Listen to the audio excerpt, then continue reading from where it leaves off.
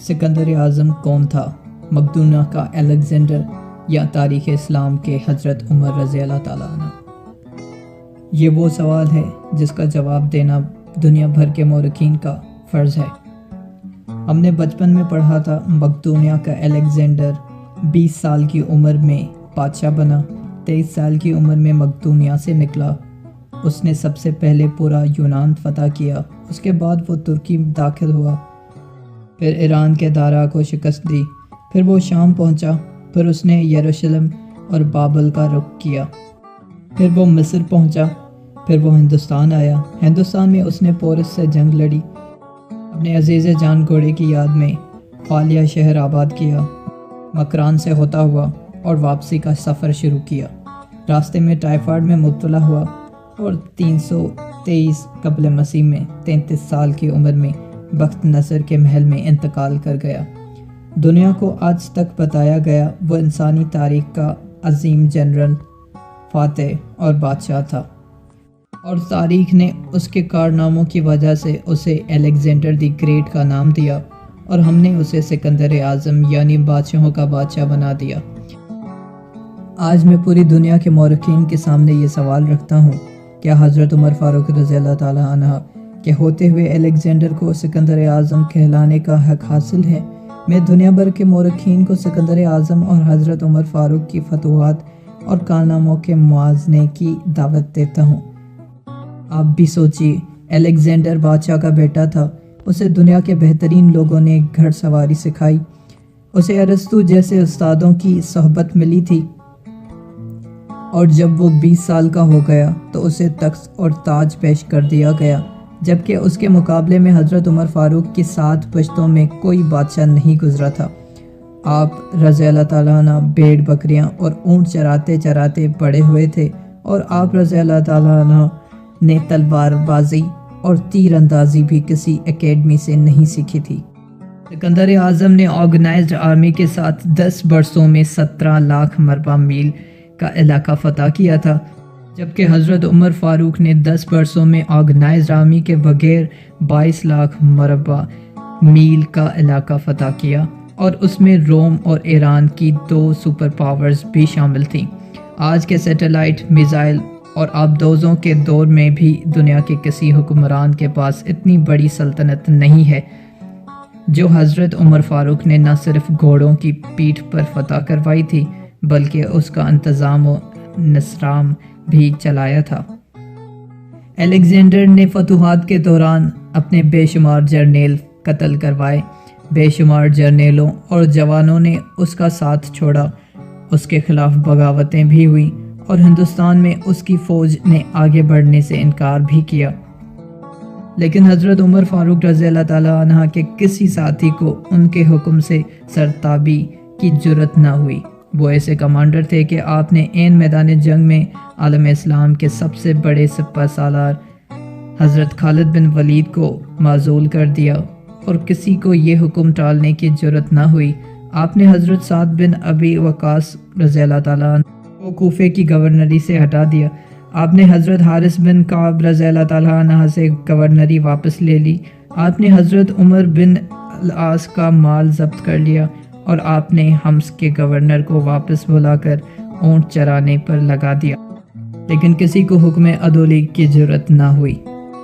Alexander ने 17 लाख मरबा मील का इलाका फ़तह किया, लेकिन दुनिया का कोई निज़ाम, कोई सिस्टम न दे सका, जबकि हज़रत उमर फ़ारूक रज़ी अल्लाह ताला अन्हु ने दुनिया को ऐसे सिस्टम दिए जो आज तक पूरी दुनिया में राइज हैं।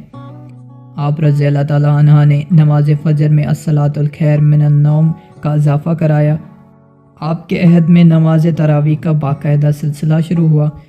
आपने शराब नोशी की सज़ा मुकर्रर की, सन हिजरी का इजरा किया, जेल का तसव्वुर दिया, मौज़िनों की तनख्वाहें मुकर्रर की, मस्जिदों में रोशनी का बंदोबस्त किया, पुलिस का महकमा बनाया, एक मुकम्मल अदालती निज़ाम की बुनियाद रखी, आबपाशी का निज़ाम कायम कराया, फ़ौजी छावनियाँ बनवाई और फ़ौज का बाकायदा महकमा कायम किया।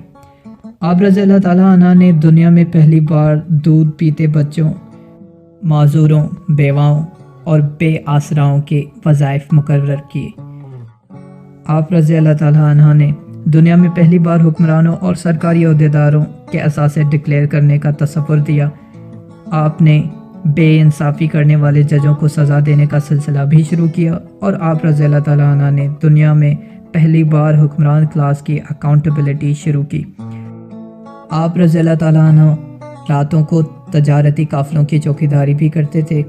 آپ فرمایا کرتے تھے، جو حکمران عدل کرتے ہیں وہ راتوں کو بے خوف سوتے ہیں۔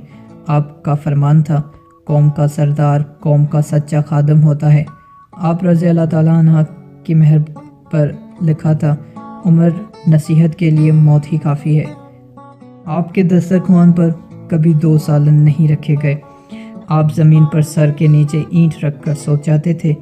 آپ سفر کے دوران جہاں نیند آ جاتی تھی، آپ رضی اللہ تعالیٰ عنہ کسی درخت پر چادر تان کر سایہ کرتے تھے اور سو جاتے تھے، اور رات کو ننگی زمین پر دراز ہو جاتے تھے۔ آپ رضی اللہ تعالیٰ عنہ کے کرتے پر 14 پیون تھے، اور ان پیون میں ایک سرخ چمڑے کا پیون تھا۔ آپ موٹا کھردرا کپڑا پہنتے تھے۔ آپ کو نرم اور باریک کپڑے سے نفرت تھی۔ آپ رضی اللہ تعالیٰ عنہ کسی کو جب سرکاری عہدے پر فائز کرتے تھے تو اس کے اثاثوں کا تخمینہ لگوا کر اپنے پاس رکھ لیتے تھے، اور اگر سرکاری عہدے کے دوران اس کے اثاثوں میں اضافہ ہو جاتا تھا تو آپ رضی اللہ تعالیٰ عنہ اس کی اکاؤنٹیبلٹی کرتے تھے۔ آپ رضی اللہ تعالیٰ عنہ جب کسی کو گورنر بناتے تھے تو اسے نصیحت فرماتے تھے، کبھی ترکی گھوڑے پر نہ بیٹھنا، باریک کپڑے نہ پہننا، چنا ہوا آٹا نہ کھانا، دربان نہ رکھنا، کسی فریادی پر دروازہ بند نہ کرنا۔ آپ رضی اللہ تعالیٰ عنہ فرماتے تھے، ظالم کو معاف کر دینا مظلوموں پر ظلم ہے، اور آپ رضی کا یہ فقرہ آج انسانی حقوق کے چارٹر کی حیثیت رکھتا ہے۔ مائیں بچوں کو آزاد پیدا کرتی ہیں، تم نے انہیں کب سے غلام بنا لیا۔ فرمایا، میں اکثر سوچتا ہوں، حیران ہوتا ہوں، عمر بدل کیسے گیا۔ آپ اسلامی دنیا کے پہلے خلیفہ تھے جنہیں امیر المومنین کا خطاب دیا گیا۔ دنیا کے تمام مذاہب کی کوئی نہ کوئی خصوصیت ہے، اسلام کی سب سے بڑی خصوصیت عدل ہے، اور حضرت عمر فاروق وہ شخصیت ہیں جو اس کی خصوصیات پر پورا اترتے ہیں۔ آپ کے عدل کی وجہ سے عدل دنیا میں عدل فاروق ہو گیا۔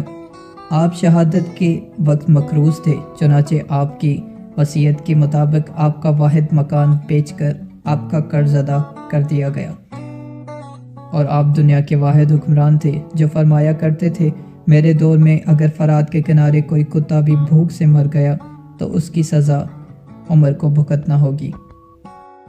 آپ کے عدل کی یہ حالت تھی، آپ کا انتقال ہوا تو آپ کی سلطنت کے دور دراز علاقے کا ایک چرواہا بھاگتا ہوا آیا اور چیخ کر بولا، لوگوں، حضرت عمر کا انتقال ہو گیا۔ لوگوں نے حیرت سے پوچھا، تم مدینے سے ہزاروں میل دور جنگل میں ہو، تمہیں اس سانحے کی اطلاع کس نے دی؟ چرواہا بولا، جب تک حضرت عمر فاروق رضی اللہ تعالیٰ عنہ زندہ تھے، میری بھیڑیں جنگل میں بے خوف پھرتی تھیں اور کوئی درندہ ان کی طرف آنکھ اٹھا کر نہیں دیکھتا تھا، لیکن آج پہلی بار ایک بھیڑیا میری بھیڑ کا بچہ اٹھا کر لے گیا۔ میں نے بھیڑیا کی جرت سے جان لیا، آج دنیا میں حضرت عمر فاروق موجود نہیں ہے۔ میں دنیا بھر کے مورخین کو دعوت دیتا ہوں، وہ الیگزینڈر کو حضرت عمر فاروق رضی اللہ تعالیٰ عنہ کے سامنے رکھ کر دیکھیں۔ انہیں الیگزینڈر حضرت عمر فاروق کے حضور پہاڑ کے سامنے کنکر دکھائی دے گا، کیونکہ الیگزینڈر کی بنائی سلطنت اس کی وفات کے 5 سال بعد ختم ہو گئی، جبکہ حضرت عمر فاروق نے اپنے دور میں جس خطے میں اسلام کا جھنڈا بھجوایا، وہاں سے آج بھی اللہ اکبر کی صدائیں آتی ہیں۔ وہاں آج بھی لوگ حضرت عمر فاروق کے اللہ کے سامنے سجدہ کرتے ہیں۔ دنیا میں الیگزینڈر کا نام صرف کتابوں میں سمٹ کر رہ گیا ہے، جبکہ حضرت عمر فاروق کے بنائے نظام دنیا کے 245 ممالک میں آج بھی کسی نہ کسی شکل میں موجود ہے۔ آج بھی جب کسی ڈاک خانے سے کوئی خط نکلتا ہے، پولیس کا کوئی سپاہی وردی پہنتا ہے، کوئی فوجی جوان 6 ماہ بعد چھٹی پر جاتا ہے، یا پھر حکومت کسی بچے، معذور، بیوہ، بے آسرا شخص کو وظیفہ دیتی ہے، تو وہ معاشرہ، وہ سوسائٹی بے اختیار حضرت عمر فاروق کو گریٹ تسلیم کرتی ہے۔ وہ انہیں تاریخ کا سب سے بڑا سکندر مان لیتی ہے، ماں سوائے ان مسلمانوں کے جو آج احساس کمتری کے شدید احساس میں کلمہ تک پڑھنے سے پہلے دائیں بائیں دیکھتے ہیں۔ لاہور کے مسلمانوں نے ایک بار انگریز سرکار کو دھمکی دی تھی، اگر ہم گھروں سے نکل پڑے تو تمہیں چنگیز خان یاد آ جائے گا۔ اس پر جواہر لال نہرو نے مسکرا کر کہا تھا، افسوس آج چنگیز خان کی دھمکی دینے والے مسلمان یہ بھول گئے ہیں، ان کی تاریخ میں ایک عمر فاروق بھی تھا۔ ہم آج بھی یہ بھولے ہوئے ہیں کہ ہم میں ایک حضرت عمر فاروق بھی تھے، جن کے بارے میں رسول اللہ صلی اللہ علیہ وسلم نے فرمایا تھا، میرے بعد اگر کوئی نبی ہوتا تو وہ حضرت عمر رضی اللہ تعالیٰ عنہ بن خطاب ہوتے۔ سکندر اعظم کون تھا؟ مقدونہ کا الیگزینڈر یا تاریخ اسلام